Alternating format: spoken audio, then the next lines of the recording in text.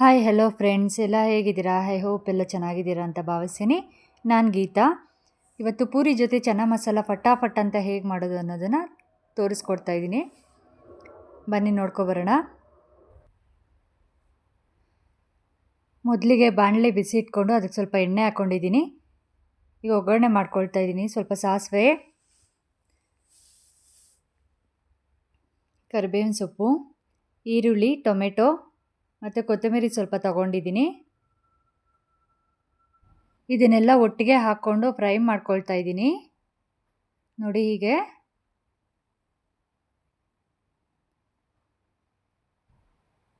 ಈಗ ಸ್ವಲ್ಪ ಫ್ರೈ ಆದ ನಂತರ ಸ್ವಲ್ಪ ಉಪ್ಪು ಹಾಕ್ಕೊಳ್ತಾ ಇದ್ದೀನಿ.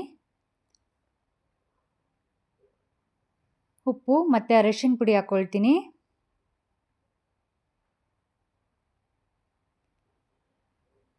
ಈಗ ಅರಿಶಿನ ಪುಡಿ ಹಾಕ್ಕೊಂಡು ಇದನ್ನು ಸ್ವಲ್ಪ ಬಾಡಿಸ್ಕೊಳ್ತೀನಿ ಚೆನ್ನಾಗಿ.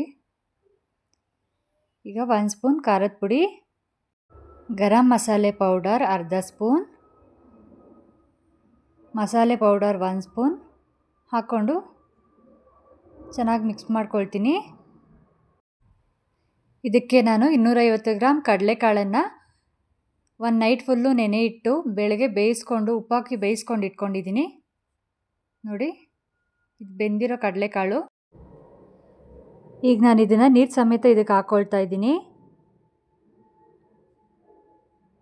ಹಾಕ್ಕೊಂಡು ಚೆನ್ನಾಗಿ ಮಿಕ್ಸ್ ಮಾಡಿಕೊಂಡು ಒಂದು ಕುದಿ ಬರೋವರೆಗೂ ಚೆನ್ನಾಗಿ ಮಿಕ್ಸ್ ಮಾಡಿಕೊಂಡು ಬೇಯಿಸ್ಕೊಳ್ತಾ ಇದ್ದೀನಿ. ನೋಡಿ ಹೀಗೆ. ಈಗ ಇದಕ್ಕೆ ಸ್ವಲ್ಪ ಕೊಬ್ಬರಿ ಮತ್ತು ಕಡಲೆಪಪ್ಪನ್ನು ರುಬ್ಕೊಂಡು ಹಾಕ್ಕೊಳ್ತಾ ಇದ್ದೀನಿ.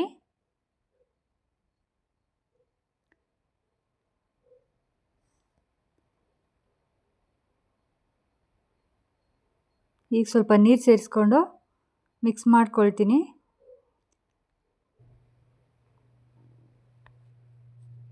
ಈಗ ಇದು ಚೆನ್ನಾಗಿ ಕಾದ ನಂತರ ನಾನಿಲ್ಲಿ ಕಸ್ತೂರಿ ಮೇಥಿ ಅರ್ಧ ಸ್ಪೂನ್ ಹಾಕ್ಕೊಳ್ತಾ ಇದ್ದೀನಿ. ಮತ್ತು ಕೊತ್ತಂಬರಿ ಸ್ವಲ್ಪ ಹಾಕ್ಕೊಳ್ತಾ ಇದ್ದೀನಿ.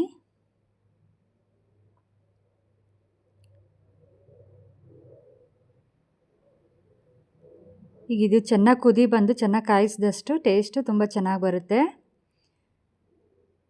ನೀವು ಇದನ್ನು ಚಪಾತಿ, ಪೂರಿ, ದೋಸೆ ಮತ್ತು ಮುದ್ದೆ ಜೊತೆ ಸಹ ತಿನ್ಬೋದು. ತುಂಬ ಚೆನ್ನಾಗಿರುತ್ತೆ.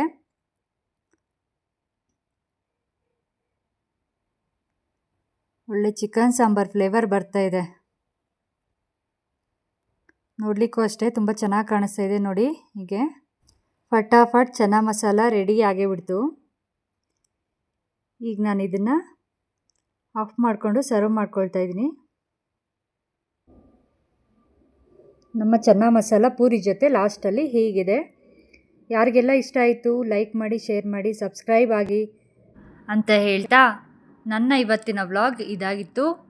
ನೀವು ಸಹ ಮನೆಯಲ್ಲಿ ಒಂದು ಸಲ ಟ್ರೈ ಮಾಡಿ. Thank you so much for watching.